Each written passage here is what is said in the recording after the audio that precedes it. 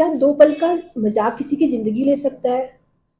ऐसा ही हुआ एंजल के साथ। एंजल और उसका छोटा भाई माइकल, जो त्रिपुरा से देहरादून एमबीए की शिक्षा प्राप्त करने आए थे।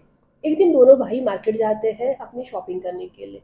उसी बीच माइकल के कुछ दोस्त और उसके दोस्त के दोस्त, वो सब उन्हें मार्केट में पकड़ लेते हैं और बोलना शुरू करते हैं कि तुम मोमोज़ हो, तुम चिंकी हो, तुम हिंदुस्तानी नहीं हो। दोनों भाइयों का एक ही सवाल था उनसे, ऐसा कौन-सा सर्टिफ़िकेट दें जिससे आपको पता चलेगा कि हम भी भारतीय ही हैं।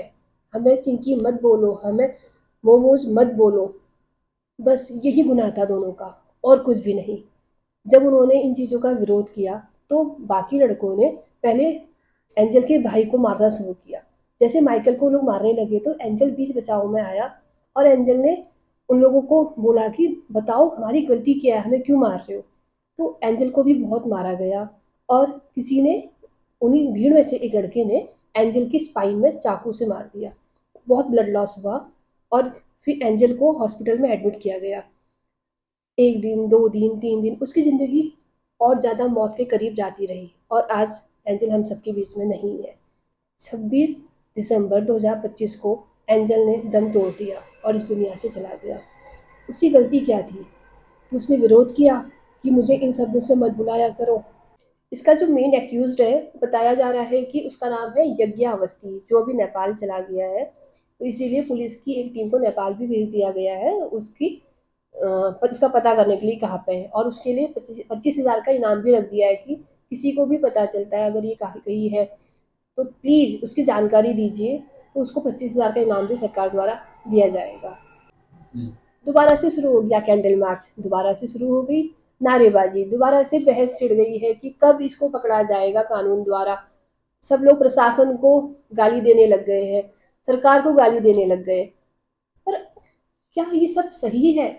क्या ये गलती सरकार की है कि बच्चे, अगर वो जो वहाँ के स्टूडेंट थे वो इनको अगर गलत नाम से बोलते हैं, इससे पहले भी तो बोला होगा, कोई पहली बार तो उन्हें नहीं बोला गया होगा, तब कहाँ थे बाकी लोग उन्हें रोकने के लिए?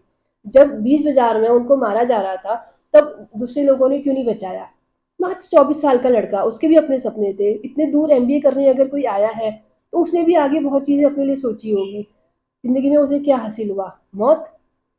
अब कानून बोलेगा कि एंगल क्या था मारने का, क्या उसकी नीयत, इंटेंशन उसका था कि उसे मर्डर करना है, प्रूफ क्या है, सबूत लाओ, ये करो वो करो, और कहानी हमेशा की तरह पन्नों में दब के रह जाएगी। तो अब मैं जनता से पूछना चाहती हूँ कि आप क्या चाहते हैं? कि अभी भी, इस बार भी जब सबके सामने बच्चे को मारा गया है, उसने अपनी जिंदगी खो दी है, एक परिवार ने अपना बेटा खो दिया है, एक लड़के के बहुत से सपने थे जो आज चूर चूर हो गए हैं, क्या उसकी सारी कहानी, सारी चीजें पन्नों में दबकी रह जाए? इस केस से हमें यह समझ में आता है कि हमें कभी भी 2 पल की खुशी के लिए किसी की भी ज़िंदगी से खेलना नहीं चाहिए। कभी भी हमें किसी के लिए ऐसा मज़ाक नहीं बना देना चाहिए कि उसकी जान भी चली जाए।